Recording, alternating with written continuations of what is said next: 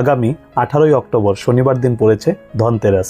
এই ধনতেরাসের দিন যদি একটি ছোট্ট কাজ আপনি করতে পারেন তবে আপনার ঘরে মা লক্ষ্মীকে আপনি স্থায়ীভাবে রাখতে পারবেন। ছোট্ট একটি উপায়টি কি জানতে হলে সম্পূর্ণ ভিডিওটি কিন্তু আপনাকে অবশ্যই দেখতে হবে। তা চলুন ভিডিওটি শুরু করার আগে সবাই কমেন্ট বক্সে বিষ্ণুপ্রিয়া লিখে দিয়ে যাই। আর ভিডিওটি ভালো লাগলে অবশ্যই আপনাদের বন্ধু প্রিয়জনদের সাথে একটি শেয়ার করে দেবেন। ধনতেরাসের দিন সূর্যাস্তের পরে আপনাকে একটি মাটির প্রদীপ নিতে হবে, তার মধ্যে ঘি ঢেলে তার থেকে 5টি সলতা বের করতে হবে। এই 5টি সলতাকে 5 মুখে জ্বালিয়ে তার পাশে 1 মুঠো চাল ও কয়েকটি গোমতী চক্র রাখতে হবে। তারপর ওং ধনদায় নমঃ এই মন্ত্রটিকে 11 বার জপ করবেন আর প্রদীপটিকে প্রবেশ দরজার বাম পাশে রাখবেন। আর এমন ভাবে রাখবেন যেন সেই প্রদীপের আলো আপনার বাড়ির বাইরেও পড়ে। বিশ্বাস করুন, শুধু এই ছোট্ট একটি উপায় করলে মা লক্ষ্মী স্থায়ীভাবে আপনার ঘরে থাকবেন।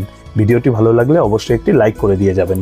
ভালো থাকবেন, সুস্থ থাকবেন। জয় তারা মা, জয় গুরু বামদেব। বলো হর হর মহাদেব।